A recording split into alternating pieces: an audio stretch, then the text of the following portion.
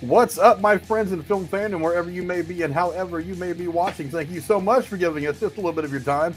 It's been a busy day. Big trailer drop. We're going to talk about that in a minute. One of the best horror, maybe not quite horror, thriller, mystery, art comedy. I don't know what to call it. All I know is a very smart movie that we're here to talk about tonight. It's going to be a fun one.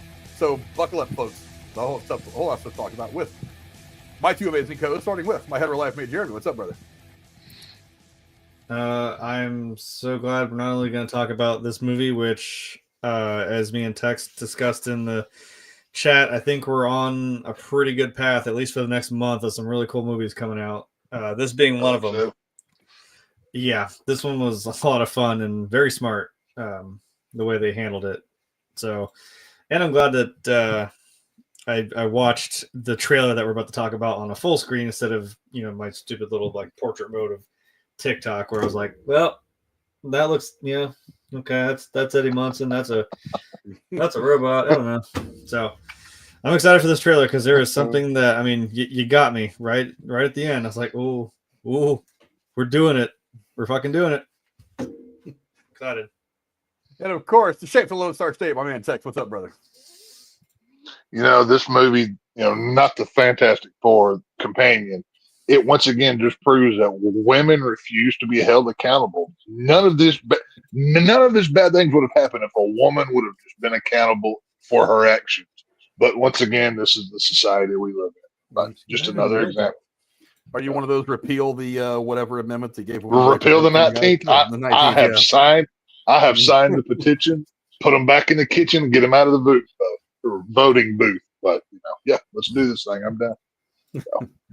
Oh, that's how we're going to keep going today. Let's see. Chat's already got going. Let's see. Hey, Dr. Nick is already in there going after Casey. If I don't stir up a little controversy to get that chat rolling in, I'm trying to get, that comment section going. So piss a little people off. It works. It's fine. Casey has upgraded to sticking original NES cartridges up his ass. BJ, the only classy person who watches our show on a regular basis, she's here. Yeah, hi, BJ. The only thing that keeps us even moderately kind of in the middle of it, without people like you around, just off to one side we'd go. And of course, here's Casey. Frank, you suck as much as Dr. Nick. Well, I think he just likes seeing the graphic. That's what he's here for. But there's a new one. There's a new one. I don't know that you watched Alex and the Garbage Man last night. There's a new one. I have not. Oh, this one. We have more lore. I have not. It's bad. Here yet. It's worse than Sleepaway Camp. It's bad, dude. It's bad. Now, obviously, the original plan tonight was to do Toxic Avenger. The reason why that plan changed was A, we saw this movie. This movie is fantastic. We wanted to talk about it. And B, when I planned Toxic Avenger for tonight, this was before we had an official release date for the remake, which is now coming out in August. And I really like doing the movies back to back. If we do like the original and a remake, that goes very well. And while I got some really good views from this one short video I put out about it finally getting a release date. I still want to wait to do that. I like to strike while the iron's hot, but at the same time, I really want to do those back to back. It'll be great to compare them and have that kind of fun, especially with guys like this. So so I put that one off. So the one that that Alex came up with actually is it's Toxic Avenger inspired. Oh Jesus! Yeah, but look, Alex played it on Alex and the Garbage Man last night, so you guys can go check out last night's Alex and the Garbage Man, and you'll see it. But I'm gonna wait for a little while anyway before I put it on here because, like I said, I had it because I was planning on doing Toxic Avenger tonight, but it's there now. Hey, he sent it to me. I just haven't put it up here yet. So I'll say this: Casey wishes he looked that good in real life. He wishes he looked that good in real life. And Casey, I see your little knives in the chat. Come get me. I'm right here. Come find me if you really want it. So that's all I got to say.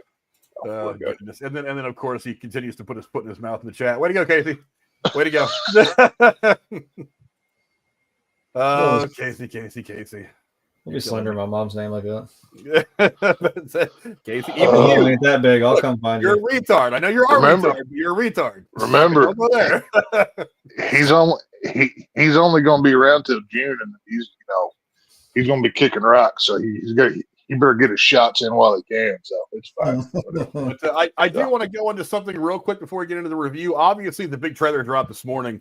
The launch event for Fantastic Four was not viewed very well. It was actually kind of everybody hated. Well, the whole launch event, not the trailer itself.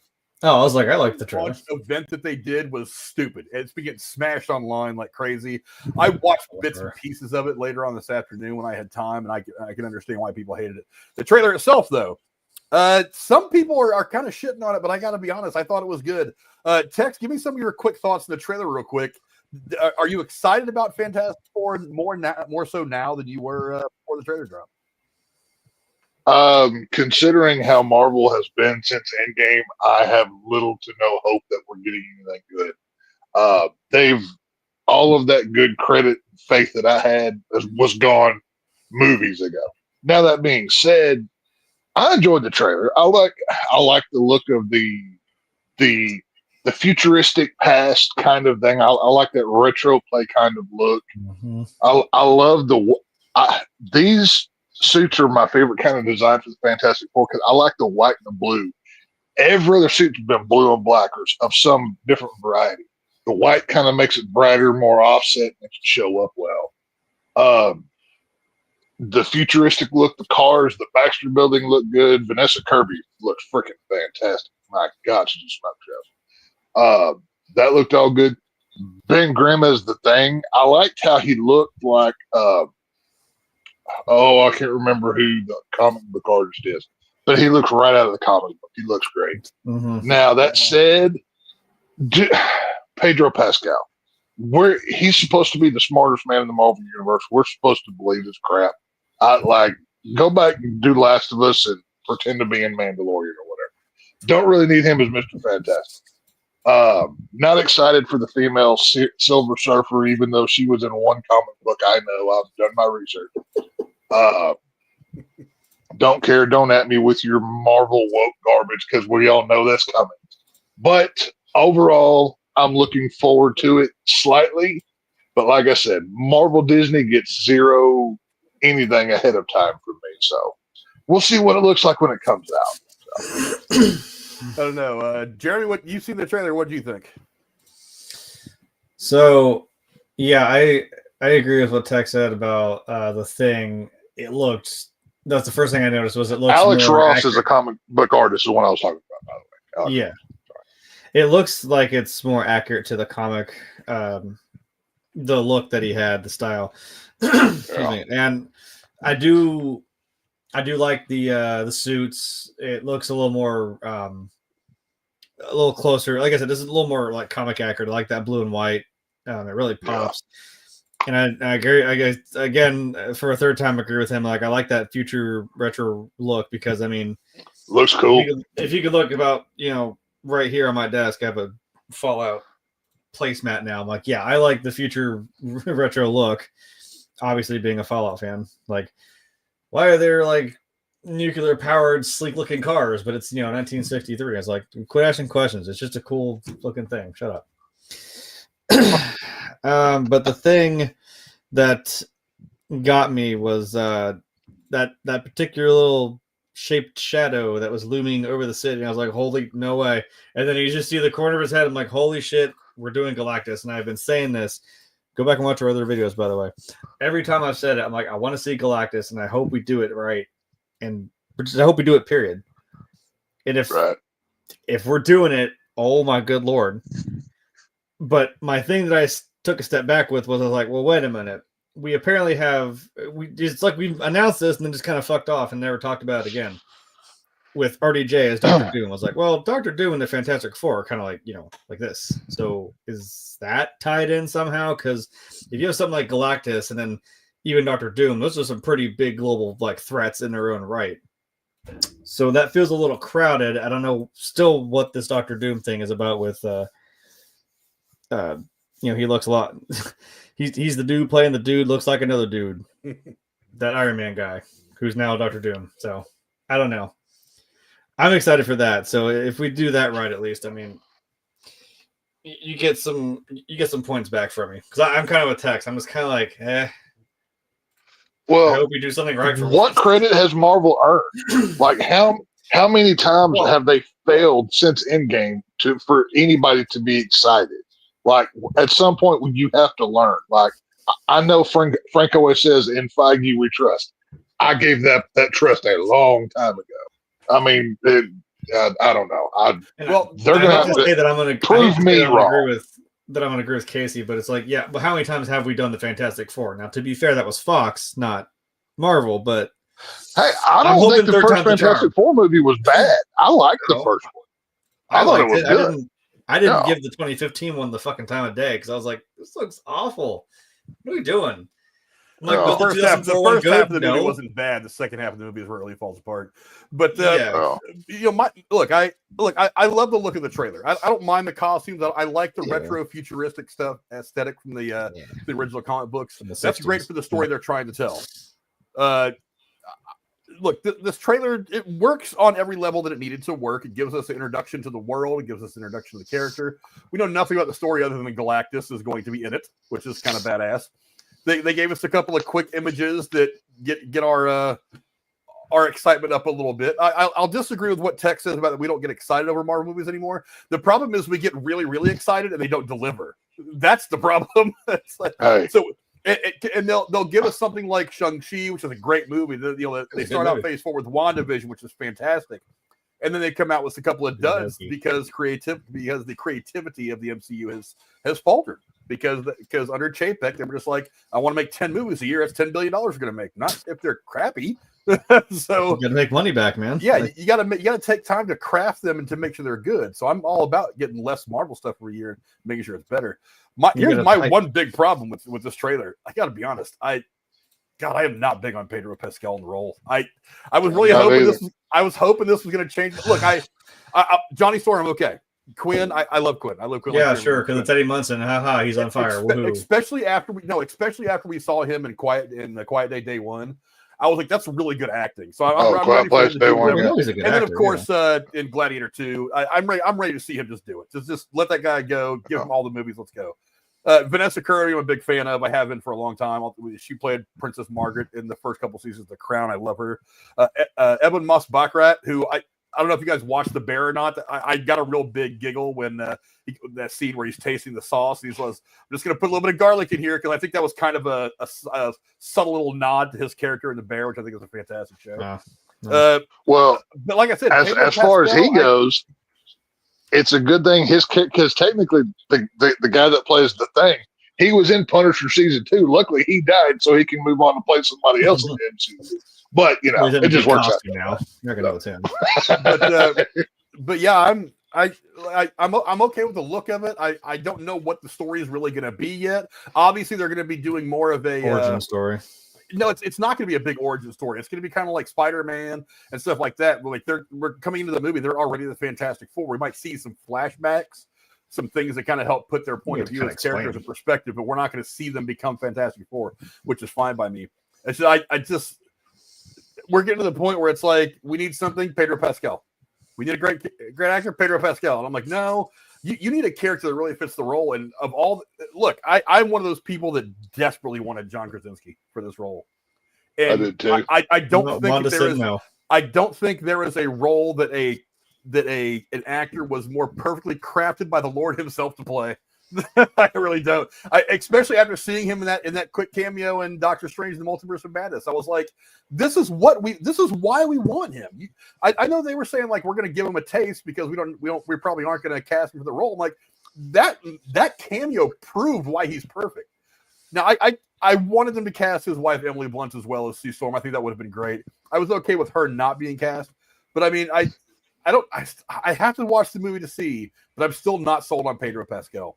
The one thing the two things that really stuck out at me though is one, we get a look at Galactus. Oh my, not a straight on look, but that's a pretty menacing. He's not a cloud this time. Thank God they got it right. So thank God. Shocker. Also, isn't he supposed to be like 3 times bigger than that? Like the Earth is like the size of his head or something. He's so big, like the planet. He literally eats the planet. That's how big Galactus is. He's supposed to be a lot bigger. I mean, I don't really care. Well, but to be fair, he can grow and shrink. So it's one of those. That makes sense. You're gonna have to do that to make this character work. I'm okay with it. I guess. The interactions between him and the Fantastic Four is gonna be more important. Also, we get one quick look. We got it for 1/2 second. I love John Malkovich. There's rarely is he not. I don't know who that is. I love John Malkovich. I love John Malkovich, right, but like, in every way, shape, or form. Who is this character? I was just like, okay. Yeah, I don't know who that character is. He's the red something or other. Shit, who is he? Yeah. God damn it! Look it up. He's some deep cut Marvel character that only the deep Marvel nerds will know. Yeah, that I was supposed to know from like 3 seconds of looking at his like Gandalf looking face. I'm like, okay, what? Yeah, red something or other. Red Ghost. Red Ghost is who he's playing. I've read comic books most of my life. I've never heard that character's name. I'm not really as steeped into Fantastic Four either. So you're getting a little bit into the weeds with that one, but I mean, a lot of people, all they know about Fantastic Four is Doctor Doom, because most of the modern audiences that didn't grow up reading the comic books, all they know are the movies where Doctor Doom is the main bad guy. They don't even really know that Doctor Doom is not simply a Fantastic Four bad guy. He's one of the big Marvel bad guys, which is why Marvel's making him the next big bad moving forward, because he is not just a Fantastic Four bad guy. He is a legitimate Thanos level character. Like, he's a Marvel level threat. Like his guy's no joke. There is one character that they did not show in the trailer, Mole Man, one of the other big main villains for the Fantastic Four, that I may be more excited to see him than anybody to see how they do that character. Now, there were a couple of shots in this trailer where it looks like it's underground, so I'm thinking maybe that's something to do with Mole Man. I don't know how big of a character he's going to be in this movie, but I'm excited to see what their interpretation of the character. I've heard that Mole Man is not going to be very big. He's going to be in the movie, but not very big. Like, he's probably going to be like the first threat that they have to deal with early in the movie. Just to introduce you to who they are in the first act, right? And that he's going to be dispatched, on down the line they go. So, considering I'm okay with that. Marvel is reintroducing the Fantastic Four, I think it's why we're not getting a full-on Doctor Doom movie. Considering the previous 2 Fantastic Four movies did that, so they're going to spend more time focusing on the team, reintroducing them, and then maybe in the next Fantastic Four movie we get a full-on Doctor Doom or whatever. This one's like, they're focusing more on that side. I know why they're doing it. We're going to be getting a full-on Doctor Doom. The next big Avengers team up is going to be Doomsday. Right, but they're building up to that. I mean, they're building up to a Doom. I would guess in probably like a Thanos type way. I'll say right now, I feel pretty safe betting that the only shots of Doom we get would be like a Thanos introduction at the end of the first Avengers movie or whatever, where he pops up for 10 seconds. I could see them doing something like that. So we'll see. He'll probably be a cameo in this movie. I don't imagine that Robert Downey Jr. is going to be a significant part of the movie. He might show up in a post-credit scene. That's my guess. Or maybe right towards the end, the quick little thing, or you might see a tease of Victor Von Doom in a newspaper. It'll be a picture of Robert Downey Jr., something like that. I don't think he's going to be a big part of the movie. I think they're going to save most of the setup for later on. But anyway, go down in the comments below. Let us know what you guys think of the trailer for Fantastic Four: First Steps. I thought it was very interesting. Again, it was just a teaser. Doesn't give us much. It just introduces us to the world, and I'm kind of excited about the potential that this film has. Hopefully Marvel has gotten their shit together and they are now concentrating on quality over quantity. And this looks like the quality so far is there. We'll find out in just a few short months. It's July that this thing comes out. So we're looking at 5 months from now. And hopefully we'll get another trailer this weekend, the Super Bowl. You never know. But go down in the comments below. Let us know what you guys think of the trailer for Fantastic Four: First Steps. Now let's go on to the main reason why we're here. Of course, we're talking about one of the more interesting and surprising horror movies that's come out for a while, and that's Companion. This is the 2025 American science fiction horror comedy film starring Sophie, Thatcher, and Zach Cregger as a couple on a weekend getaway with friends at a remote cabin, which unravels, of course, into chaos after revelation that one of the guests is a companion robot. The film was written and directed by Drew Hancock, produced by Zach Cregger. It was produced by 27 different people. I'm not going to read them all off. And let's see, DJ Lifshitz, Lukas Gage, Megan Suri, Harvey, Guillén, and Rupert Friend appeared in supporting roles. Companion was released in the United States by Warner Brothers Pictures on January 31st of 2025. The film received positive reviews from critics. On the review website Rotten Tomatoes, 94% of 156 critics' reviews are positive, with an average rating of 7.6 out of 10. The website's consensus reads, quote, "A fiendishly clever contraption that doesn't rest on the laurels of its twists, Companion thrillingly puts the demented into domestic bliss." Companion was projected to gross about 8 to 10 million from its opening weekend. It made $4 million on its first day, including 1.1 million from previews on Monday and Thursday. It went on to debut at $9.5 million, finishing second behind Dogman. The film's budget was reported $15 million. Let's get into the spoiler stuff now. Tex, I'll go to you first. Give me your quick thoughts on the movie. Yeah, I didn't really know what to expect much from this movie. I was watching Film Threat when they talked about this a few weeks ago, and they said if you've seen the first trailer, don't watch the second one because the second one literally gives everything away. And after I saw the movie, I went back and watched the second trailer, and they could not have been more right. They give away the twist, everything. So I didn't really know what to think going into this film, but I just saw Sophie Thatcher in Heretic that came out a couple months ago. She's kind of, I don't want to say she's up and coming, but she's kind of a new actress in the horror genre, which this is not a horror film, by the way. It should not have gotten that tag.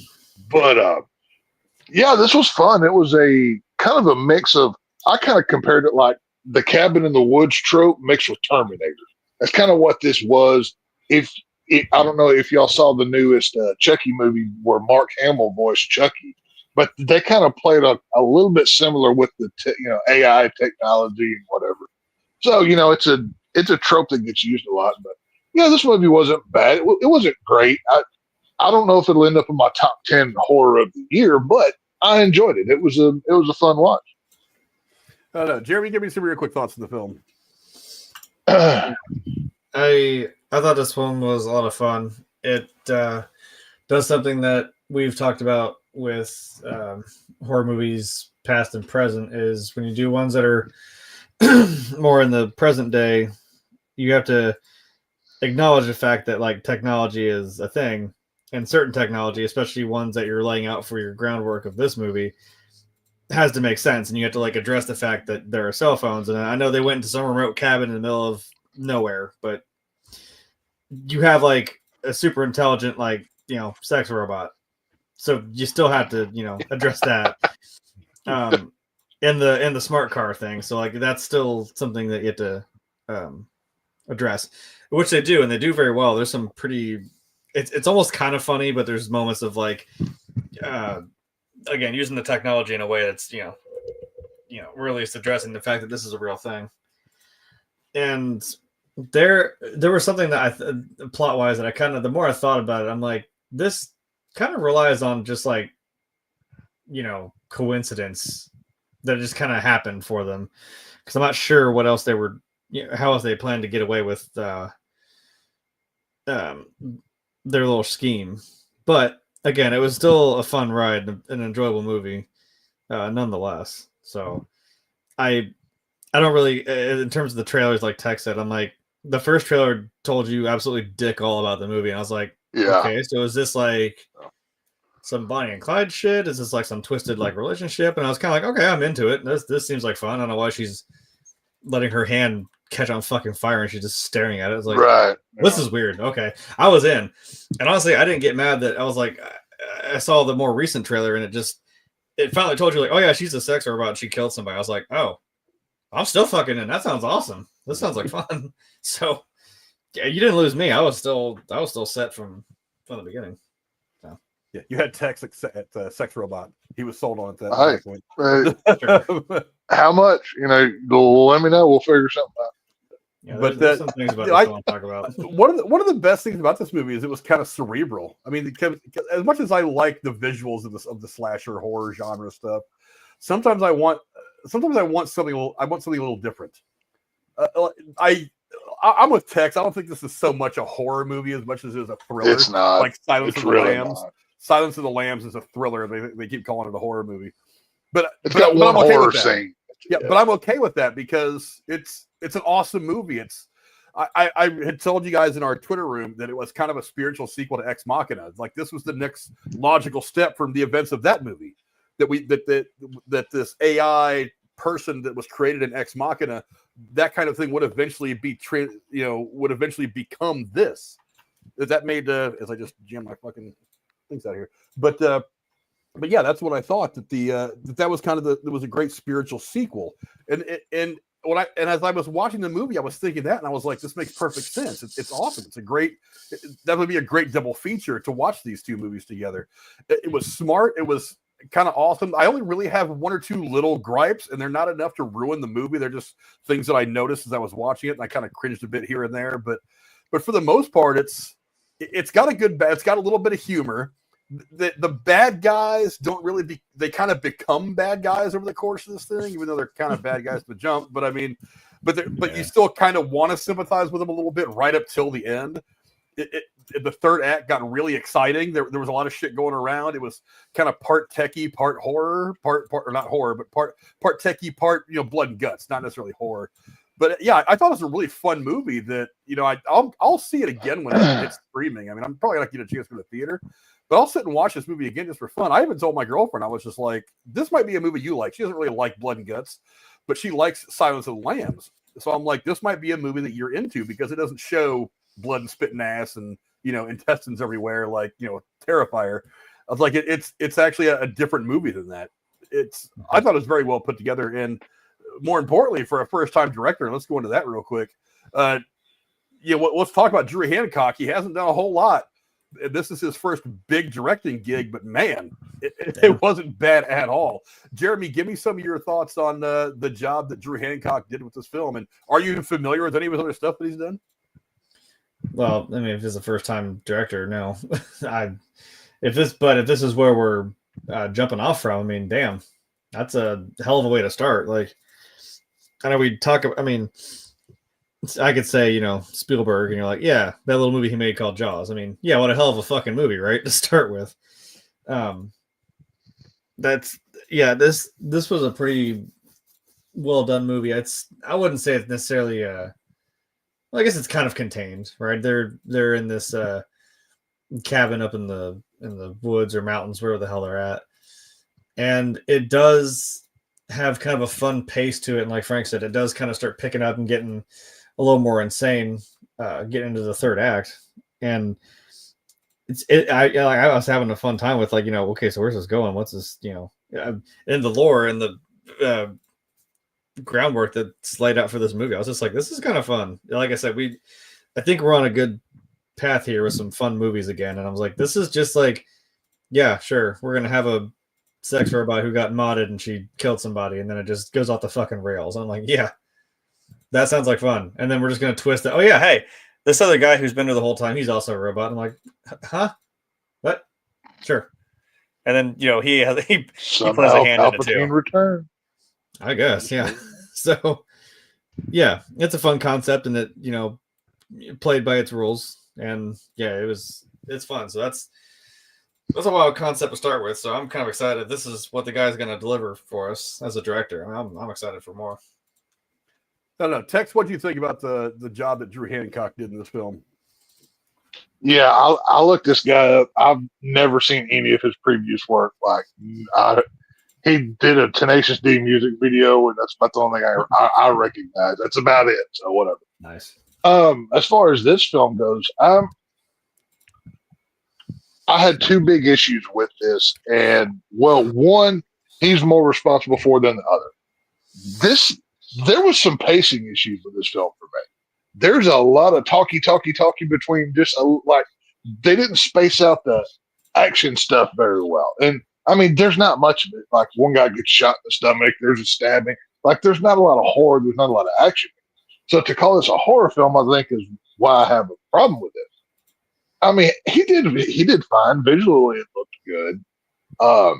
The twist for me, the two twists. One, the reveal of, the gay guy, he's actually a robot too. And my biggest problem with this movie is, okay, we are supposedly to think the big bad guy is this commie Russian who worships Stalin and all of this. He sells sod for a living. Like, that was the moment where the movie lost me. I'll be real honest with you. Like, that plot twist, I don't know if how much the director had to do with it, but I was like, oh, okay. Like, I think that's why maybe I didn't pay as much of attention after that or whatever. But like I said, a little bit of pacing issues. For a first-time director, he did fine. Visually, it looked good. Sound was great. I'd give him a C. I mean, he didn't do bad, but it wasn't C's get degrees. Right. Everybody's got to start somewhere. I mean, that's one of those things. And I mean, even all the negative things I've said, I still enjoyed the film overall. It's just, nitpicks along the way, but whatever. Yeah, I'm not very impressed with his prior work. I mean, he directed a bunch of stuff, a bunch of TV stuff, some segments for talk shows, things like that. His writing credits are slightly more impressive. He was a writer for my Dead Ex on TV, which people said they liked it. I never saw. I've never heard of that. Suburgatory, which was popular. I never watched it. I mean, he did a lot of writing for the Fred movies, which doesn't impress me because I always thought that character was Jesus Christ. Yeah, but never saw that either. Don't. It's don't. You will want to. I can't press it on YouTube. My daughter was into that. You're gonna make yourself take a long nap, is what I'm gonna say after listening to it for like a minute. Oh yeah. Just don't. You're gonna what do the kids say? They use unalive is the term that they use now. You will look yourself in the mirror and say, "Tex, go to sleep." I just wide over. Done. But yeah, I mean, for his first big step out into this, into doing his own like full-on movie writing and directing. Look, doing any one job on a movie set is hard enough, but to write and direct is a different kind of hard because you're not just trying to create the story; you're trying to craft it. It's not just the words in the paper. It's trying to make it. It's trying to make the visuals get it out there on the screen. But damn, what a good job he did with this movie overall. I mean, like I said, I got a few gripes I'll get into in a minute, but I thought this was a very well put together movie. I wasn't as upset with the pacing as Tex was. I thought it was all right. There were a couple of spots where it was a little shaky, but for the most part, I thought the movie went along really well. I mean, it's not terrible long. I don't know how long it is, but an hour and a half maybe. Yeah, it wasn't terrible. Pacing usually makes a movie drag on longer, but I thought he did a very good job. He built the world. Because one of the hard things to do is to start at the midpoint of a story and then to go forward while dipping back and telling little things in the background because you got to know how to move back and forth with that. It's the kind of thing that Quentin Tarantino almost makes fun of when he does the Kill Bill movies by telling chapters out of order, but it all works out. Pulp Fiction. But I thought that was done very, very well here by moving the story forward and backward a little bit to give you context. I thought there was a couple of things that I think he tried to be surprising but weren't surprising. Like Patrick being a robot was not a surprise to me. I kind of saw it coming. To be absolutely honest, I really thought that half the people in the house were robots, so I was just one shy. You don't know. I thought there was going to be at least one more in the house somewhere, but yeah, I thought he did a fantastic job for his first time out. I can't really complain about it at all. Like I said, every successful filmmaker has got that one thing they do that is their jumping off point. You mentioned Spielberg earlier. That was Jaws. And from then on out, we had Sir Stevie Springfield or Springfield, whatever. Goddamn, I'm tired. I've been up since about 5:30 this morning. But yeah, so this is a great starting off point for him. It was a fantastic put together movie with some great characters. The dialogue was solid. There was a few times where it started to drag, but then it kind of picked back up fairly quickly. I thought it was pretty good. Let's talk about the cast now. And, I thought the cast was very well done. There's really only 4 people in the entire movie that get any real looks. But any real people? Yeah, that's all. Only 3 real people. But damn, Jack Quaid, man, I'm starting to think that guy's all the way here. He's fully arrived. He's on a hot streak. I think he's getting there. He's going. Yeah, he's fully arrived. Jeremy, what do you think of the cast and who stood out to you the most? Well, if you keep that picture up for a minute of the 2 people that are actually on screen, lols. Actually, my favorite character, of course, was Eli, the gay guy in the middle. He was pretty funny because I know he's supposed to be the comic relief guy, and I appreciate that in a movie where again you have robots kind of going haywire or being self-aware for that matter. Like his boyfriend there in the striped shirt, who's apparently just aware of it and didn't say anything. Whatever. And it's also cool because I was like staring at him like, why do I know where you're from? And I was like, that's right. He's in Smile 2. He's the dude that put the barbell weight right into his fucking dome. I was like, oh, that's right. So Lukas Gage. I mean, Lukas Gage is his name. Yeah, Lukas Gage. So I was like, okay, you got that. And like we said about Jack Quaid there on the right. I mean, what else do you need to say? I mean, you can scream nepotism all you want to the fucking sky, but I'm like, this dude's he's on a roll, and I'm here for it. I'm excited to see more stuff he does. And also, like Tech said, like Sophie Thatcher, I couldn't remember the name of the movie, but we also saw Heretic, and I was like, that's right. She was one of the two girls that came to Hugh Grant's house in that movie. So I think she could definitely get there too. She's getting up there. Yeah, like not a huge cast to choose from, but excuse me, if that's where I was going, I'm gonna stick with Eli, even though old dude got shot right in the chest. It really sucks. But at that point in the movie, I was kind of like, there's not gonna be a lot of people that survive this, is there? I kind of get the feeling now, like a lot of these people are gonna die, aren't they? So. That's why I said it's a cabin in the woods movie. Everybody must go. I've seen enough of them to know this by now. So, Tex, give me some of your thoughts on the cast. Who stood out to you the most? Well, I never thought I would ever see Jack Quaid's O face and hear how he sounds when he in a quick cut goes. Yeah.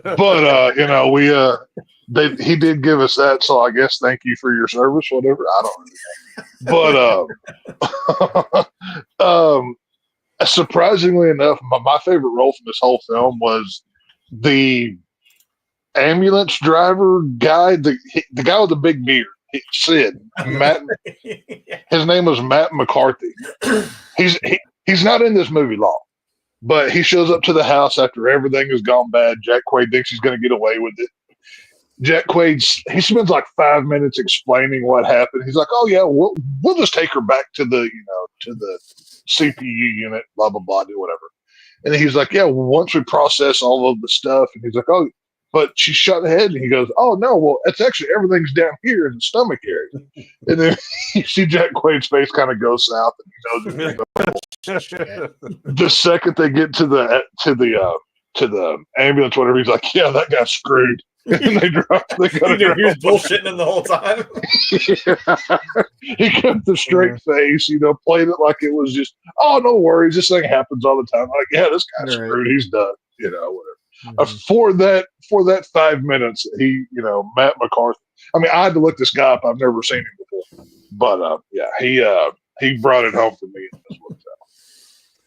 Yeah, like I said, Jack Quaid, man. I mean, he's here. He's arrived.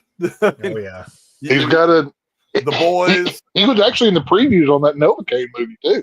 You got another one coming. Yeah. Like Novocaine. I was actually. He was in, I meant to look up, but I forgot. I didn't know if it was a remake or another version of a Martin Sheen of a movie called Novocaine that came out a long time ago. It was kind of like a dark comedy, but with Steve Martin that played the role actually.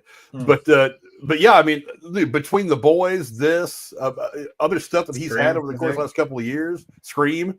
Yeah, dude, he is all the way here. Yeah, he's not. The older he gets, the more he looks just like his dad. By the way, I was like, look at that smile. He looks just like Dennis Quaid. He looks just like Dennis Quaid.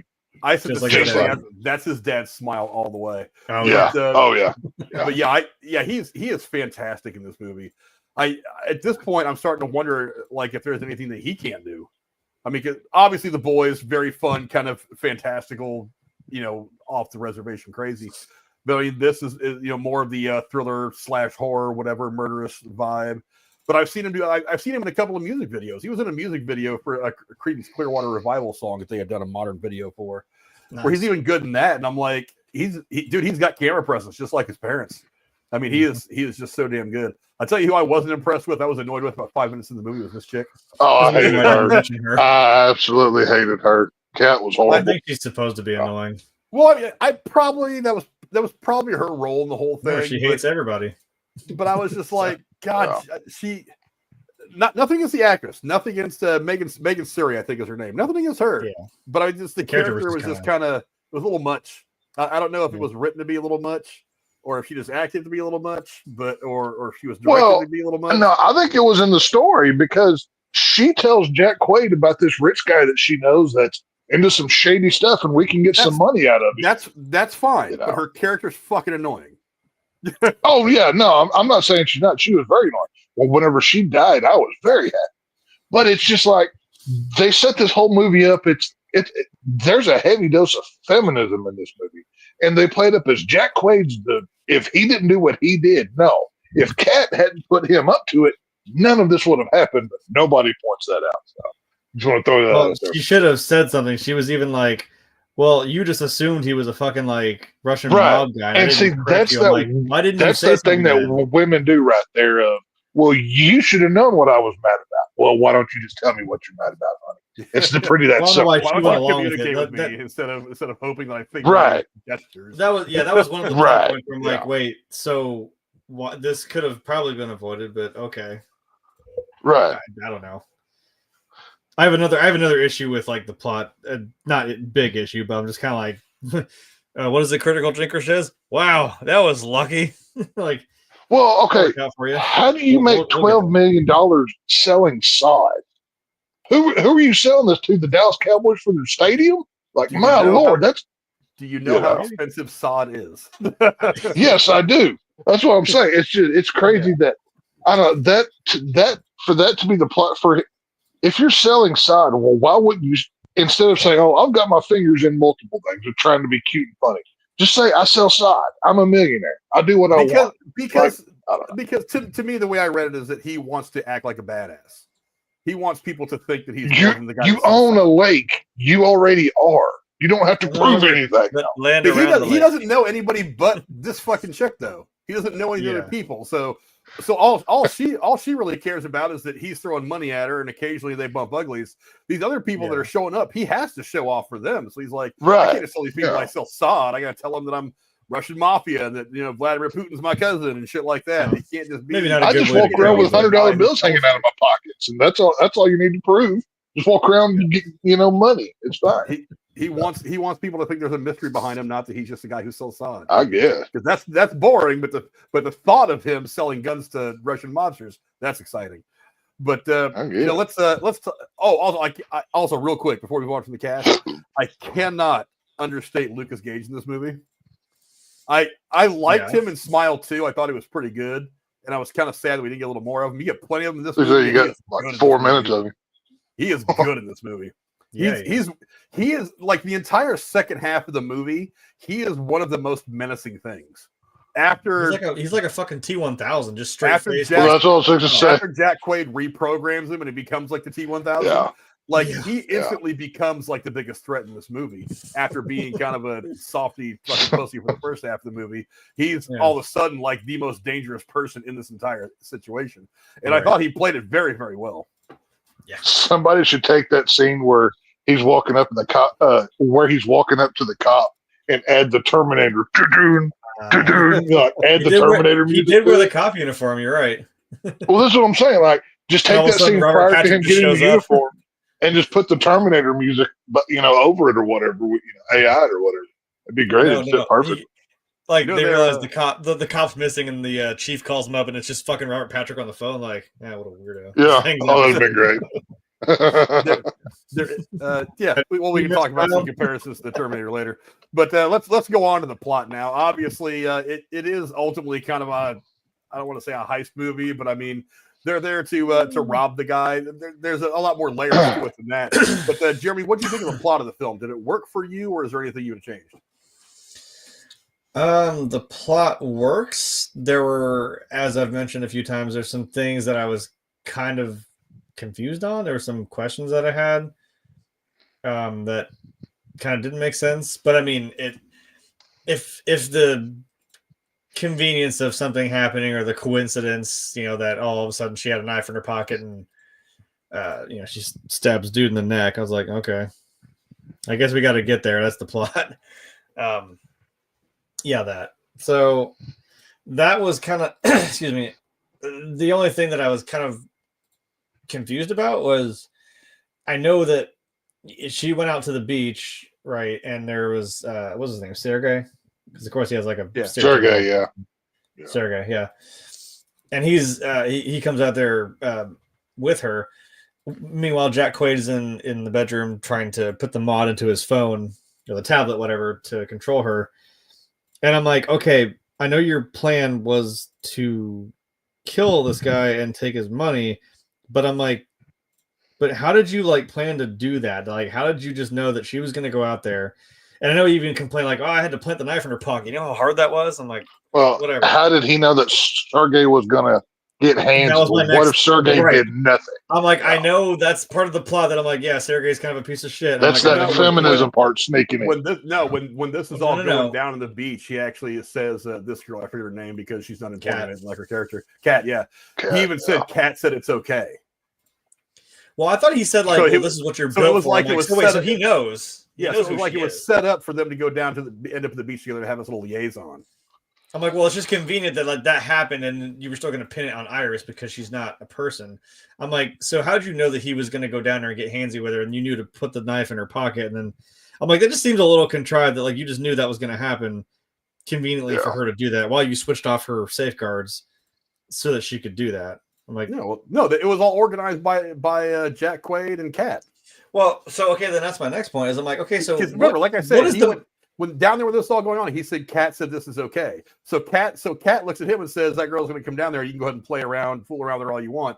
And then Jack Quaid sends her down there to the beach. Like, no, I'll be down there in a minute. It was organized by those two for that moment to happen so that she would kill him.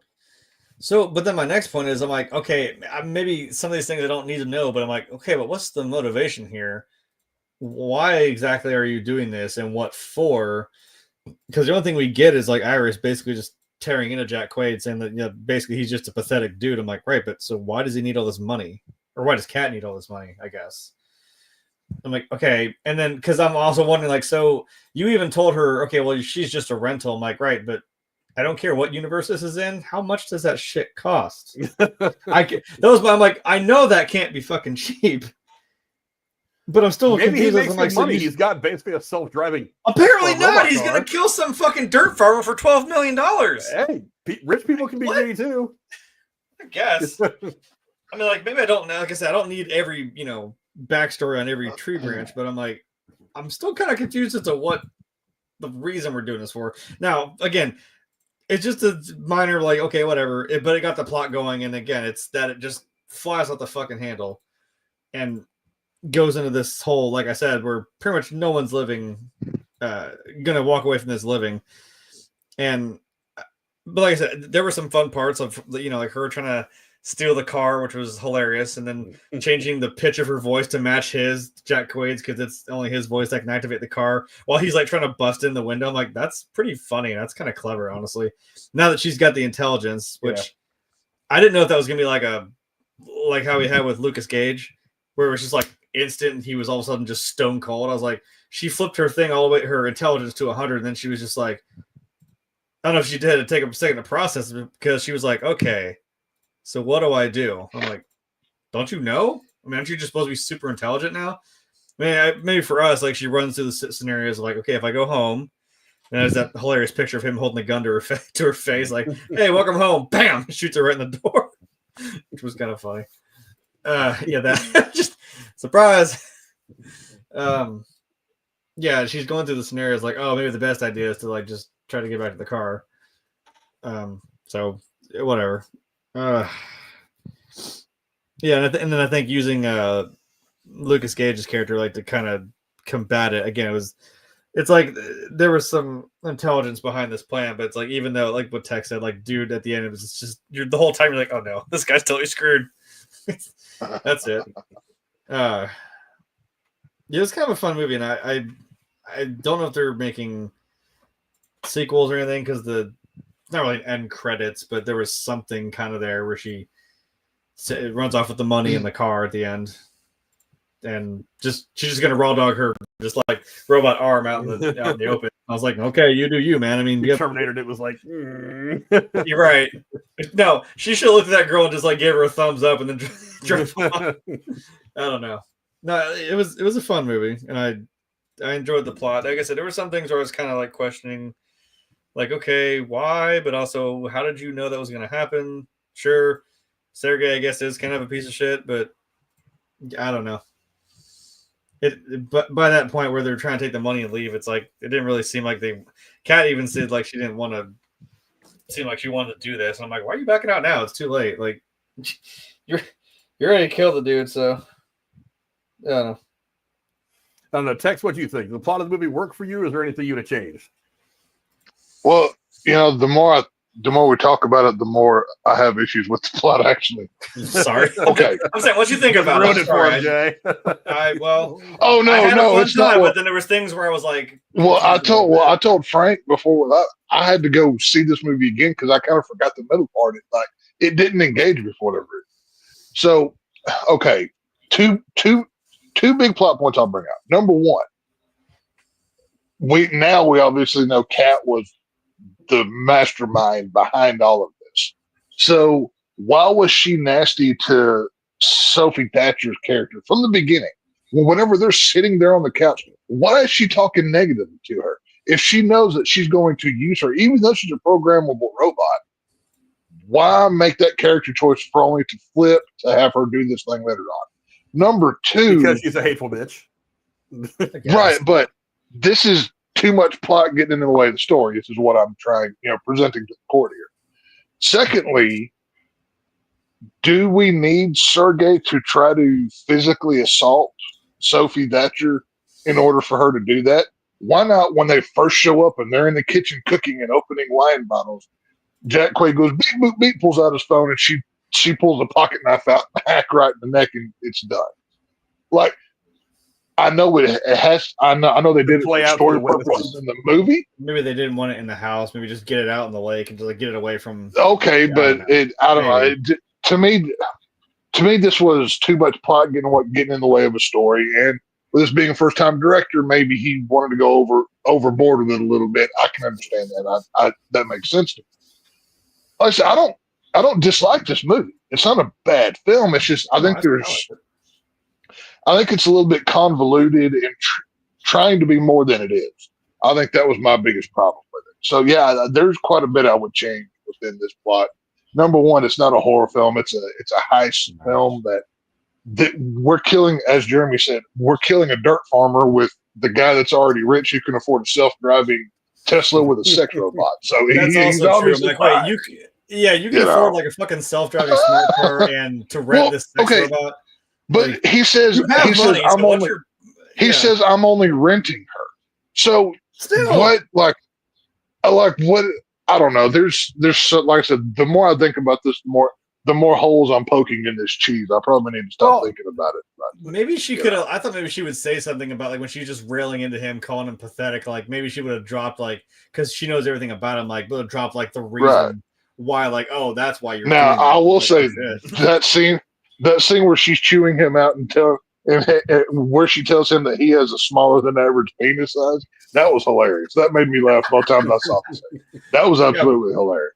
You got burned by your own sex robot, man. That's pretty funny. Right. If you're getting burned by your fleshlight, you've got problems, dude. Like, come on now. That's bad. Whatever. I actually thought that I like the plot overall. Look, I understand the way he crafted the story and why things were put where they were put.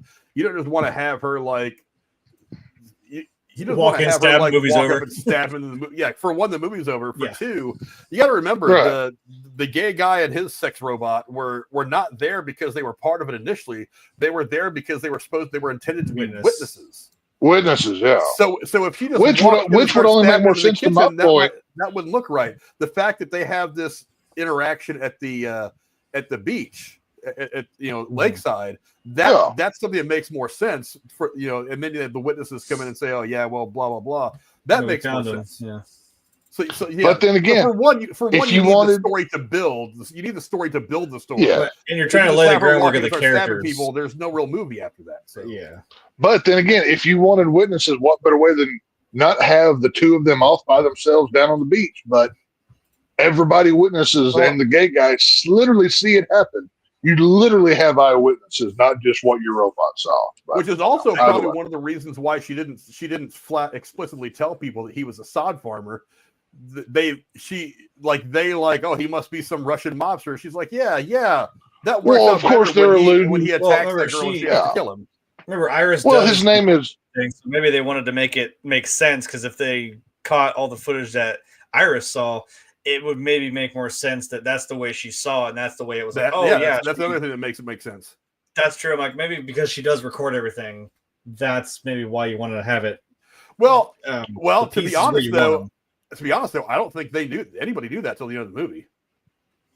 Yeah, I'm like, maybe that wasn't just for the reveal at the end where Jack Quaid's like sweating bullets and he's like, oh yeah, she records everything and holds it right here in her little memory bank, and it's like, oh fuck. Like, damn it. He's just like, damn it, I'm so he didn't know that at the time. But yeah, well, he didn't read the user agreement. That's the takeaway from the story, kids. Read the user agreement before you sign it. Who does? Who does? But because that's a whole jump cut. Like he just sits down, he's like, so cut to them, just like as soon as they're around the door, just screwing each other. I'm like, yeah, that makes sense. Yeah, but you had it for like 5 minutes and you're ready. Yeah, I thought the plot was fantastic, and like I said, I think it works as a kind of a spiritual sequel to Ex Machina. Like Tex, I don't know if you've seen Ex Machina or not. I think Jeremy has. I have, but it's been years since I've seen it. I couldn't tell you last time I saw it. I think it is kind of a spiritual sequel, obviously not a direct one, but I do think this movie would be the next evolution as to what that technology from Ex Machina would become. I do. Now, like I said, I did crap on the movie, but there was, I did like how they, like Jeremy, alluded to earlier, the use of the technology was done smart. There was never a scene where I was like, oh, well, why didn't he just pull out a cell phone and call, or why didn't he blah, blah, blah, or whatever. Like, there was no holes in that way, which that's really hard for some people to do these days with film. So, that's one credit I can't give. I can poke plot holes in a lot of this movie, but the way the technology was used, it was done smartly, and Jack Quaid just knows to, go for the womb next time, not the brains, I guess, whenever he's, taking aim. So, well, considering he's dead, he didn't have to worry about it anymore. But, in another life. That was a hell of a kill, too, man. He put that, automatic, fucking wine opener into his fucking dome. I was like, damn. That was cool. I did not. Now, obviously the rule of film, if you show a weapon, it has to be, I forget what the name of the rule is in movie or theater. But whenever they showed that wine opener, whenever she stabs it into his brain there, that was pretty cool to watch. Cool. Like that. The sound it made, that was gnarly. Like I said, what was that, 2 years ago or something, Evil Dead Rise? I'm like, man, I'll never look at a cheese grater the same damn way. Now I gotta worry about opening bottles of wine with this automatic fucking I've never had an automatic wine opener. I don't know the logistics of how deep those things drill. I highly doubt they actually go that far in that into his skull. Yeah, but how deep? How long is it's a cool visual. The cork is about 1.5 inches to 2 inches, depending on the bottle. Well, but I'm saying, I don't know. His skull. I don't know. It was still kind of insane. Yeah, but with a wine bottle, it wasn't directly in his skull; it went into his temple, which is much right. But into the side of then again, the wine bottle goes inside of that thing, though, so that would have to extend even further. I don't know. Like I said, actually, if you would have put it into his eyeball, that would have been even cooler. That would have been funny. That would be funny. Guy had popped his eye out. When it thunked backward, that would have been pretty funny to pull his eye out of his socket. What did you guys? I'll start with you, Tex. What did you guys think of the deaths? I mean, it's listed as a horror movie, even though me and Tex and probably Jeremy agree that it's not so much horror. But there were some kills in the movie. Some of them were just part of the story and had to happen. Some of them were pretty grotesque. Tex, what do you think of the kills? Were they good? And which one stood out to you the most? The one that you enjoyed watching the most? Kills were very, very weak in this film. The Sergei getting stabbed in the throat was by far easily the best kill. And if anybody else has a different answer, I'd be surprised, honestly. But other than that, it's just, he got shot in the stomach or she got stabbed in the back. They don't really focus on the horror much, so that's why this is not a slasher movie. It's not a stab them, shoot them up, whatever. It's kills at a minimal level. They saved all, which they're okay. She stabbed Sergei in the neck. There is no way that blood splatter would have been that much. It was squirting over his shoulder, like that. that doesn't line up for me at all. Like that was movie magic done right there. I mean, you do bleed a lot. You get stabbed in the jugular like that. I mean, right, but it's literally shooting to the other side. It's not going dead, dead center down back onto her. But, yeah, whatever. I'll let it go. It is what it is. So, the kills were blood spatter expert. Hey, I'm a gore hound. I study these things. It is. I can't help it. That's the way I operate. But that was minimal, very whatever. The stab in the neck was good. The guy robot coming up behind the cop, that was fun just for the walk up and you knew what was coming. So those were good. The rest were. Oh yeah, he was on a. He wasn't playing. He wasn't trying to hide. I'm coming to end you. So it was. Those were fine. The others were, whatever. No. I was gonna say another clever use of the technology was when she changed her language to German because she knows German, I can't lie to him, but he's not gonna understand me if I strip tell him like, oh yeah, I was up there at the big house and I killed like 3 people. It's like right, but he's not gonna damn, that was so fucking funny. But it's clever. You speak whatever language you want if you're covered in blood, shoeless, and you just broke the window out of a car. If a policeman's not at least worried a little bit, I got questions. Well, that poor guy was just like, God damn, my luck today. Like, he was just really not there for it. Like, that sucks. See, the one thing that I wanted from that scene was before he pulls her over, he's like on the phone with his wife. He's like, yeah, it's my last day. I finally get to retire, honey. We're going on vacation. Retirement. Play up that one day from retirement. That would have made it so much better. Oh, that would have been great. Didn't the guy in the van die? The guy that you were just talking about, Tex, with the beard, didn't he get brutally killed by Lukas Gage? Both of them did, yeah, because the guy robot shoots Sid, the guy with the beard, and then the little Asian dude, he runs out into he lives because he reprograms Sophie Thatcher. Yeah. Technically, we just never saw her. Rebooted her. He rebooted her. Yeah. Jeremy, what do you think of the kills? Which one did you enjoy seeing overall? I think I already kind of said it, but I think that was pretty brutal of her putting that automatic cork opener right into the side of Jack Quaid's head and just letting it drill into his skull and then pop out and he falls over dead. I was like, damn. Yikes. Because I'm like, I don't even care if it's if it tried to drill in the bone, it probably would have shorted out or the gears wouldn't have, it would just cut out. I'm like, I don't care. I'll let that one slide because that's insanely brutal. And she got him with that quip, go to sleep, Josh. Stuck it in his head. Okay, that's pretty clever. I'm surprised neither one of you guys mentioned the cop.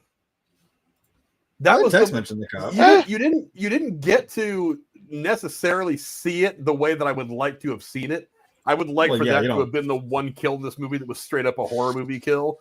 But it's you just see the back of the cop's head and, Patrick is holding, he's just got the gun, he's just bashing his fucking face in. Well, and once you see again, the cop fall down and you just kind of, you see the after effects of it all, which is pretty wild. Yeah.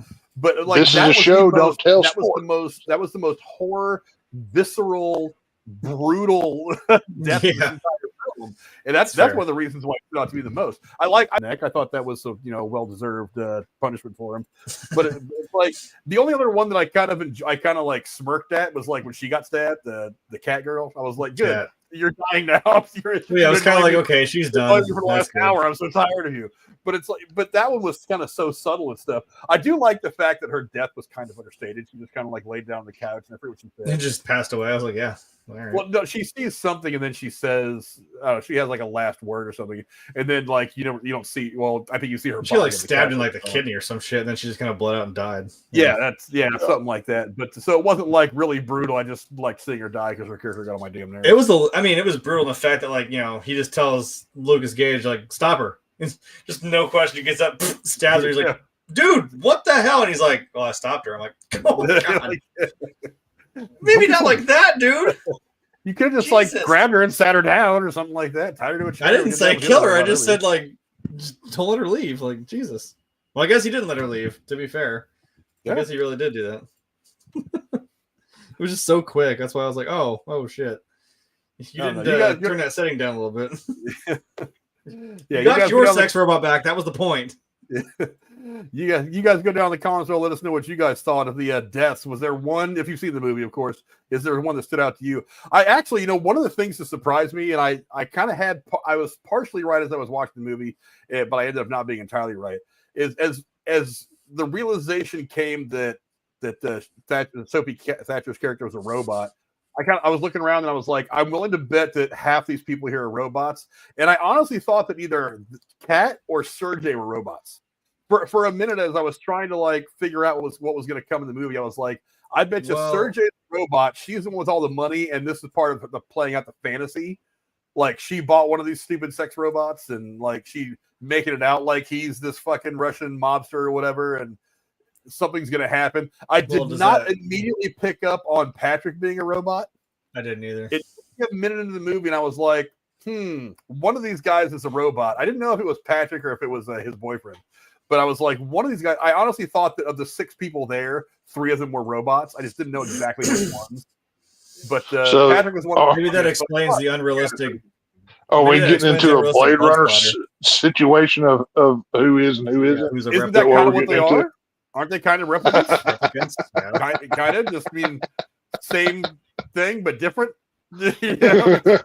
Well, how advanced are they? I mean, are they like the, in Terminator where they have flesh and blood and all that crap? I'm like, I think Sergey might have just been an actual guy, because I'm like, yeah, he bled, and I don't remember seeing any of these robots ever getting hurt and bleeding like Iris or Lukas Gage's character. I'm like, I didn't see them do. I don't know how realistic they're supposed to be, but that was never mentioned. So I thought maybe they were actual people.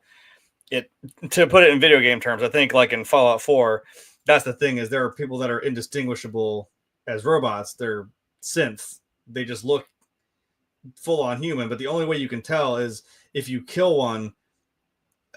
Not only it'll have its inventory when it dies, but there will be an extra bit in there that says it's the synthetic chip that's in their head. And that's the only way you can tell that they're actually a synth and not a real human. I'm like, yeah, that's kind of the only way you can tell, unfortunately, because you come across 2 in the desert fighting with each other. I'm like, which one? Oh, goddamn, which one's the real one? They're both like, he's fake. Fake. I'm like, hold on, I'll pause my game. I'll save it. Shot him. Oh, he was the real one. Okay. I'll go back and reload the save, and I'll act accordingly. Sorry. Getting dirty to figure it out. Let's break into a little bit of trivia now. I don't have a whole lot of trivia from this movie, obviously, because it's so new. It just came out. But there were a couple of things I thought were kind of interesting. Let's see. When Josh takes delivery of Iris, he is actually listening to the song Iris by the Goo Goo Dolls in the background, which, ironically enough, was also written for the 1998 film City of Angels, which starred his mother, Meg Ryan. Hey, that's cool. That kind of came full circle, didn't it? I like that. That's cool. City of Angels is a good movie, too. Let's see. Tex is busy doing stuff. Let me get to the next one. Oh, no, I'm still here. I'm still here. I was just doing something. Or not Tex, but Jeremy, something I don't think you realized. Where else have you seen Sophie Thatcher? Well, Heretic, but Heretic. If it's not that, then I don't know. One other thing that me and you watched. He was part of the moped biker gang on Boba Fett.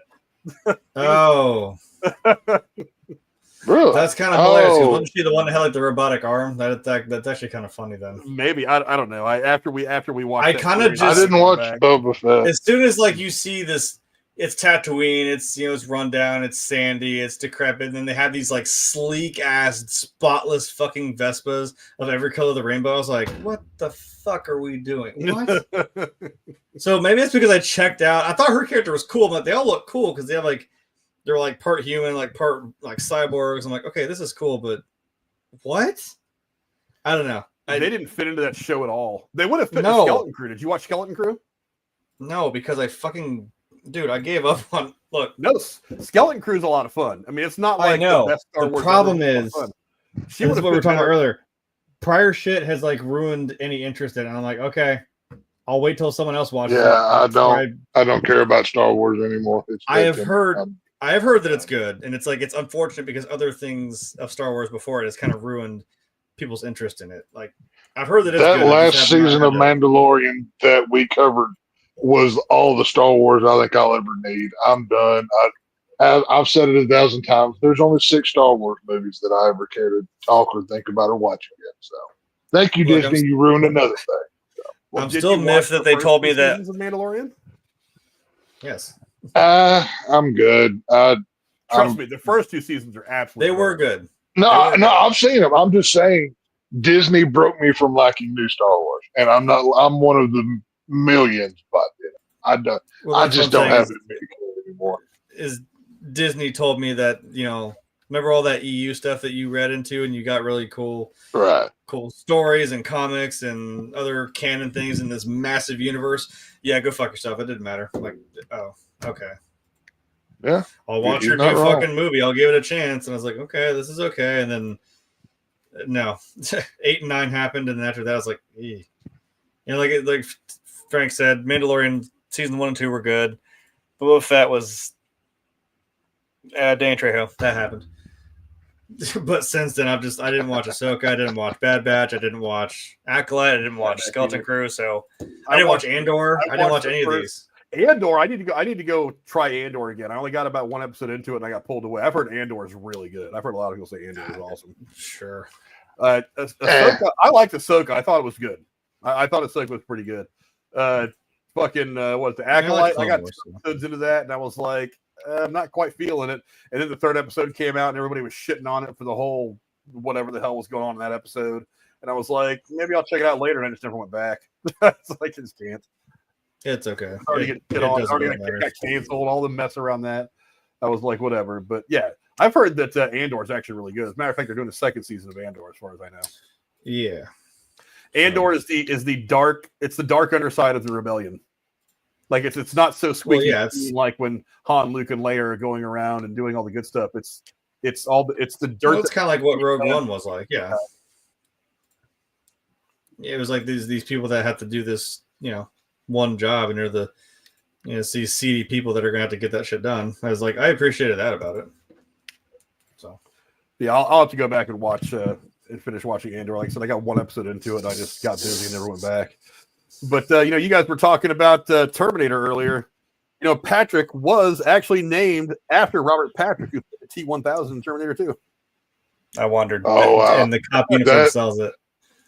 Just say that walk that he did going after that, I'm like, that's straight up. Yes. That's Terminator 2. Like, that had to be an homage. That was too on the point. I mean, even like that cold, dead face, and obviously he's a robot. We know by that point, but like all of the emotion is drained out, and it's just, I'm going to butcher you till you're gone. And, that was a cool scene. I like that. I expected him to walk up, and as soon as the cop turned around, he'd be like, "Have you seen this boy?" That's what I'm saying. Have you seen this? If only that cop would have said, "Come with me if you want to live," to the girl robot. No, to Iris. Yeah. That could have been cool. Also, I feel like Robert Patrick probably would have played the part of that cop just to be funny. I feel like he really would have done that. It would have been a little too meta for the movie, but it still would have been cool. Well, but if we're heavy-handing it with like the fact that this guy's in a cop uniform and just no, we can very easily tie this in. Well, technically, we did see the name of the company that makes these robots, but we can quickly say that this company is a subsidiary of Skynet. Like Skynet bought this company. We can tie these two together. It's not really that hard. So, well, that's about the time the war was going on, right? So it's good. Yeah. So, Terminator has 15,000 timelines thanks to James Cameron ruining it. So pick one. It doesn't really matter. So why not? True. I was going to look something up. I forgot what the hell it was. Drew a blank. Kind of like iRobot. Like one robot gets some. Or iRobot. Yeah, there's another one there. Yeah, like one robot gets some intelligence and kills somebody. And it's like, oh, laws of robotics be damned, but we're killing people now. Do no harm. I was trying to find the name of the company real quick. Empathics. Empathics, is that it? Okay. There you go. Yeah, Empathics are a part of the Skynet family. There you go. Slap a sticker on the side of that van, and we're good to go. Now we're in the Terminator franchise. Buddy. That's all you need to do. Speaking of that, that's also what I was wondering, or I think they did play into that. Remember when when Iris got rebooted and she came out of the van to say something to Patrick, she had that stun gun and she went to like she couldn't. I was like, wait, yeah, because she got reprogrammed again where now she can't hurt him. So I was kind of wondering, like, wait, I assume when Jack Quaid took over Patrick, maybe he took that out too, like where he probably could have actually harmed Iris, because that was the point, that they can't hurt each other. Well, now, okay, y'all are the computer guys. Whenever you like do a hard reset, when you do a hard reset, it like I've done this to cell phones. It literally wipes out all data that was previously there, right? So whenever Jack Quaid reset the guy robot, the old feelings for the gay guy, for the fat guy, that should have not been there, right? Like that. That he did maybe that thing, and he kind of had like a moment. Yeah. Have you ever defragged a computer? You know what that is? No, I don't know what those were. Delete a file from a computer, there's fragments of the data that is still on your computer. Okay. That's why when you commit a crime and you use your computer, the cops will come get your computer. They will have some guy go through your hard drive, pull out those fragments to see if they fit into a bigger picture of whatever money you took. Well, so that's what, because like I said, I picked that up on my second viewing. I was like, wait a minute, he did the behind the ear reset thing. That should have wiped everything out, and it went all the way back to factory settings. But Rachel's smarter than both of us computers. I know it. Oh, well, there you go. Yeah. I'm yes, you can also choose to keep your own. Well, there you go. I learned something new tonight. Yeah. Rachel. That's what I was saying. Is like when you delete something, you don't actually completely delete it. It's still there. So I think that's what she caught that bit of like that they said to each other, and it like was still in his mind. Like, oh, wait a minute. Like, no, I did actually love this guy, and that was what got him to turn around. So, well, there you go. I do wonder though if that scene wasn't meant to try to display a little bit of humanity in these robots. It's like, yeah, they're not. Yeah, but that's such a played out trope, though. I know, but whenever you have a movie where you're talking about an android or a robot, I mean, it's like what Arnold in Terminator 2. Like, I know. Cry, but I know why you cry, but I can't do it. Then thumbs up into the fucking and I hated when Terminator did that. Like, you're a cold, emotionless robot. Don't get feelings here, sissy. Like, what's wrong with you? Go kill them. Like, I hate when robots do that. Like what you did just say, like there's only 6 Star Wars. I'm like, well, how many Star Wars movies did we sit there and have Luke Skywalker try to tell his android dad, like, you're still in there? Gotta turn the last second and keep the Emperor over the edge. Vader was Anakin started out as human, so there's an argument to be made. I know he's not fully. This thing was born strictly out of nuts and bolts. So like there should be no feeling to it. I mean, I know I'm emotionally dead on the inside and I'm human in flesh, but I'm a special breed. It is what it is. Let's see. One more little piece of trivia before I forget to do it was, let's see. The picture in Josh's phone at the end when Iris leaves the cabin has a broken pixel line that passes through Josh's head just where Iris kills him with the portrait. Oh, yeah. I don't know if we know that or not. I wonder if that was. Honestly, it has to be one of those things that's a mistake. Like like they may not even realize they did it until the movie. Six say that. Yeah, that I guarantee you they didn't plan that. That was just isn't that funny? Kind of. Maybe that's like what's that fucking movie? Was it the old Omen where they get the picture of the preacher and like that picture? It's got that little like. Through it, yeah. Well, that was more foreshadowing. Yeah, that's what I'm saying. Like that's the whole like he gets impaled eventually. Yeah, kind of the same. Great scene where the priest gets that steel rod. Right, I mean, he just gets shish kebab. I love that scene. That's awesome. I also realized I'm like, why do I know that guy? Oh my god, that's right. He was Doctor Who. Did it all for you, Damien. Jumps off the roof. Yeah, that's a good. Yeah, that was a good movie. That's funny. I just stumbled across this article. It said companion mid-credit scene explained. I'm like, who the fuck needs that scene explained? Well, I think it's supposed to be like, ooh, was the girl a robot too, or was she not? Who cares? Like that was just the point of. Right. She just waves at him and just takes off with the fucking convertible and the money. Like, okay, now you don't really need to. I mean, maybe it was suggesting that girl was probably also a robot, like being berated by a dude. So I was like, I don't know. A weird like reflection of like, oh, now she's free. She took, the the tight pants and the leather jacket and took the shit out and just she's free now, and this poor girl's still stuck in that So situation. why would a robot need $12 million? That like that also like why do you need money? Well, I mean, she's trying to fit into society. Yeah, I mean, to go buy clothes, pay rent, maybe do whatever shit needs done to develop her own identity now that she can't rely on Josh. Maybe go to Empathics and get like a new arm or something like. Yeah, get me cheap. Pay somebody to really. There's your sequel. We saw the Asian tech guy live. He can be, he can be her tech guy. So there's your sequel right there. It says here, Iris escapes the clutches of Josh and steals the money he was after. She sets off to start afresh. Yeah. Mid-credit scene shows Iris as she comes across another woman who looks just like her after her escape. Having given up her false human skin, Iris raises a robotic arm to wave at the woman. Scene has become a topic of speculation as fans wonder what it signifies. Is Iris actually free? Is this an Easter egg for a sequel? Which director Hancock say, speaking to the Wrap, she still has a tracking chip in her hand. This is from the director. She still has a tracking chip in her hand. She still has empath out there, and I think that was the easiest reminder, is just to show that she's going to go into a world that there are a bunch of other women that look like her, and that the world is bigger than this house in the middle of nowhere.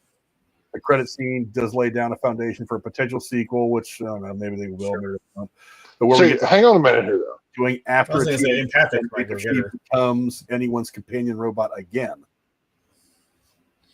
Like she could be able to run from empathics now. I'm like, okay, that could be a fun movie, maybe. Iris gets reset by the Asian dude at the end of the movie. She goes back to her normal program. Mm-hmm. And now all of us, so that would constitute she's back to where she was like when we first see her at the beginning of the movie. Right? Well, factory settings, not what Josh had her on. Okay, he made changes. Even with factory settings, like my argument can still work. So that can't be the first time she's ever seen another girl that looks like her. Like, why, if you're just now back to factory setting on one of your shopping trips or one of your whatever, she didn't come across another one that looked just like her? Because obviously, if there's one, there's going to be more because it's a big company. They don't look like they're hard up. You know what I mean?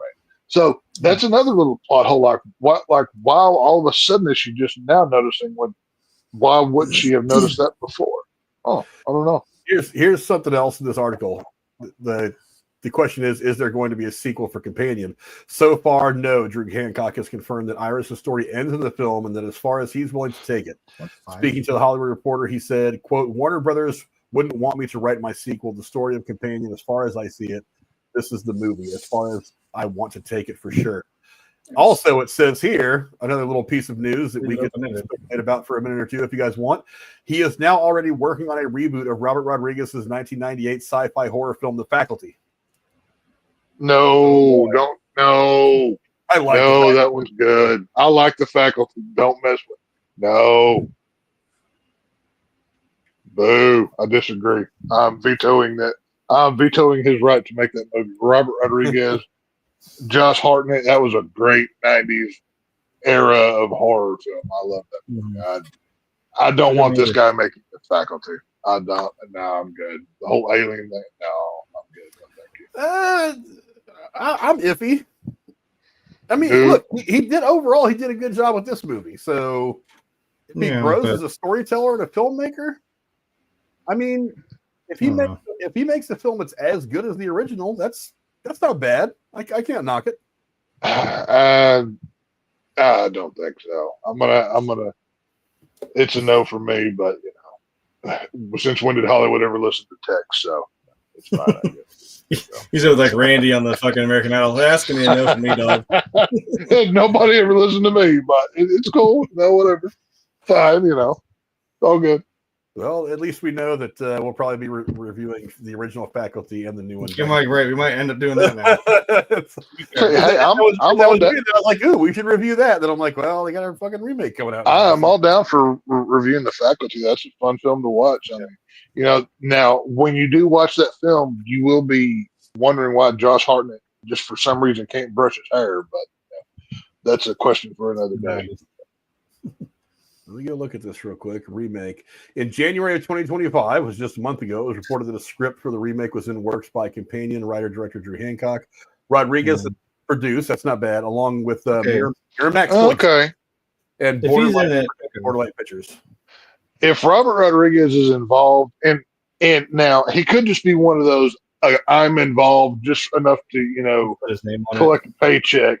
If he's hands on with it, involved, then maybe. If Robert Rodriguez ain't involved, I'm good. So, whatever. I feel like he is more of a hands-on guy anyway. I don't think he would just put his name on it to put his name on it. I think he'd want it to be done right. So I would have more faith in it since if he's going to be. I'm a fan of just about everything Robert Rodriguez has ever done on film. I'm not counting his Mandalorian stuff. I'm talking about his movies, but if he signs off on it and is involved, I'm fine. I'll give it a try. But to this guy's own devices, no. That's just me. It'd be smart to have him involved, is what I'm saying. So yeah, that's a good. Oh yeah, you have to. Yeah. Well, even if he wasn't involved, he's still going to get credit for it because he did the original. I mean, it's just like anytime there's for the next 100 years, every Halloween movie, John Carpenter's name's going to be on it somewhere because he credited the character. So let's just hope he's involved if it gets made. The question is Robert Rodriguez going to be involved like in name only? Because Spielberg has put. Well, that's what we're asking. Yeah. Is he hopefully he's. Well, I mean, is he? Well, what kind of a producer is he going to be? Is he just going to be involved in just getting the movie made? Is he going to be involved in story elements? Is he going to be involved in casting, or is he just? I'm just gonna consult with him writing the new one, and then after that, he's just gonna run the rest of the shit. Now, if this comes out of let's see, what's the name? Let's see, isn't it Troublemaker Studios? Is Robert Rodriguez's production company or whatever? Yeah, it'll probably come out of there, I would guess. As far as distribution, I don't know who would distribute it or distribute. Yeah, I can't talk to that. Probably yeah, you're probably right. I think, but if it's coming out of Troublemaker Studios, Robert Rodriguez is probably going to be hands on like they're saying. Yeah. But anyway, we're going to go ahead and start to wrap things up there. Let me go ahead and get your guys' final thoughts on Companion. Jeremy, I'll start with you. Yeah, it was a fun movie. Like I said a few times before, there are some things where it's a little weird. There's some things where you think about it for a second, you're like, wait a minute. But don't think too hard. Yeah, I mean, it doesn't. It's likened to those kind of movies that I said, like it's kind of a goofy premise when you say it out loud. And you're like, oh, and like the line I put there, did you jailbreak your sex robot? Like, you're like, yeah, that's a goofy idea for a movie. So, and like we've said, we don't really just make movies that are just this kind of off the wall premise. Although, I mean, if you made this movie like 15 years ago, it's a little more realistic. Like, yeah, there are like these full size like sex robots and shit now. So, but if you're like, yeah, but what if one, you stick a little mod in your phone and all of a sudden she can, kill people. So, it's just one of those like more fun kind of premise movies that you just are along for the ride. And it was a fun ride. So I would recommend seeing it. And it's one of those where I always say like I would watch it again. So it's worth it. Tex, how about you? Give me your final thoughts on Companion. Yeah. I mean, obviously, I've poked more holes in this than I thought I would, honestly, going into this. But hey, this is a live show, folks. You never know what's going to happen. But like I said, even with the negative comments I have said about it, I don't regret seeing it. I enjoyed my time in theater with it. There's a couple fun moments. This is not a horror film. If you go see it, don't expect that. This is a sci-fi thriller with horror elements at best. But it's a fun early of the year horror film. Some of them are better than others, but I'm not going to highly recommend it, but I would say it's worth seeing. So, if you've got time, don't go out of your way for it. Yeah, I thought the movie was a lot of fun. I thought it was a cerebral look at some scary stuff, which is interesting. AI is all the rage right now. It's a huge topic in a lot of different circles, and this is what AI could potentially grow into, something like this anyway. It is also a good example of how machines and AI and tools and things like that are not the problem. The problem is the people who use them. It's like I tell people who are anti-gun all the time, like the gun is an inanimate object. It's what the user does with it that matters. Same thing with this robot. This robot would have served her purpose exactly the way it was intended to, unless Josh came around and screwed things up with his terrible idea. So it's kind of interesting to look at it from that point of view. I thought it was an interesting enough story. The characters were interesting. She's an interesting, I guess we'll call her I don't really want to call it the final girl because I don't think it's a horror movie either. But the heroine, the female protagonist, she was an interesting one because she's not human. She finds out she doesn't even know she's a robot at one point in the movie. She has to find this out, and the way that affects her programming. I want to say thought process, but I think programming is a bit more accurate. The way that affects her programming is interesting to see. And again, I mean, Jack Quaid is just, dude, he's everything right now. That guy's awesome. There's nothing that comes out that I'm not eager to see if he's at, because he's awesome. I'm looking forward to the last season of The Boys. I'm looking forward to stuff that he does after that because he's been a really fantastic actor in a lot of things. Yeah, I'm looking forward to Novocaine. That looks kind of fun. But yeah, if you get a chance, go see this in the theaters. I think it's well worth the watch. It's well worth the price of admission. I probably won't get a chance to go see it in theater again, but when this comes out on streaming services, I'm definitely going to sit and watch it again. I think it's a good movie. If I got an evening or an afternoon or something to kill, and I want to watch something good that I know I'm going to like, this movie fits the bill. I think it's pretty good. Thanks to my amazing co-host for being awesome as always. Mike, your life mate Jeremy. Where can the folks at home find you, my friend? Here on Tuesday and Thursday. I don't know what we're doing Thursday, but there's your segue to tell people. Because I don't hook things up because I'm lazy. I couldn't even get a sex orb about to go kill somebody for money because I can't even plug in a damn capture card to my computer. Well, you might want to talk to your wife who's watching about a sex robot. I think that's a private conversation for you two newlyweds. Y'all She's sitting right next to me. Sure, what I said. Jeremy doesn't realize he's a robot. Rachel's a robot. Oh my God, that makes so much sense. What if I try to go to sleep right now and her eyes just fucking roll in the back of her head? It's like, well, damn it. Hang on, let's test it. Rachel, go to sleep. Is she awake right now? You don't have his voice. Is she awake? You don't have the voice. That's true. Yeah, that's I got the phone right here, dude. It's all here. I think Jeremy's the robot. He just doesn't know it yet. And hey, maybe I don't. I'm just not self-aware yet. Yeah. Every time, as soon as I click end stream, she just walks over. She's like, "Jeremy, go to sleep." And he's like, "Dude, power down." He just sits there until the next day when she walks in. She's like, "Jeremy, wake up and make me an omelet." And he gets up and makes her an omelet. Oh no, she said she's very. Never mind. Rachel's not the robot. You're right. Oh, okay. Well, no. We're good. Why do you think I wear the sunglasses? The lore's Jeremy's about to have an existential crisis about what's real and what's not, freaking out on live. So that's going to be fun. Damn it. I wish I wouldn't have thrown out my contacts I just had for Halloween where I have the white ones where my eyes are whited out. That would have been freaky as shit. That would have been a cool effect. That would have been a great ending. She could have walked in and been like, Jeremy, go to sleep. And you could have been like, Blap. And that would have been where I ended the stream. I should have kept my contacts from this past Halloween. Next time. All right. Okay. And the Shape Lone Star State, my man Tex, where can the folks at home find you, my friend? Oh, here Thursday, doing whatever we're doing. Thank God it's not Die Hard 5 because I'd be washing my hair that night. But as far as the recommendation go, and I mean every word of that, by the way, we're in the Valentine season. And now, know ahead of time, this recommendation I'm about to make is not a good movie. It's a fun one to watch. It's a cheesy 2001 slasher kind of horror film. Valentine starred David Boreanaz, Dennis Richard, and Katherine Heigl. It's basically a Valentine slasher. Lots of pretty people to look at. Not a very good movie, but you know what? It's a fun watch. So go watch Valentine. So. All right.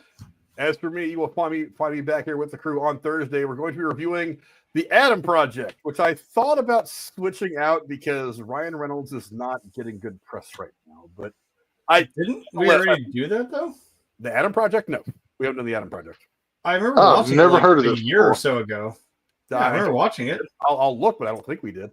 I thought we did because I remember watching it.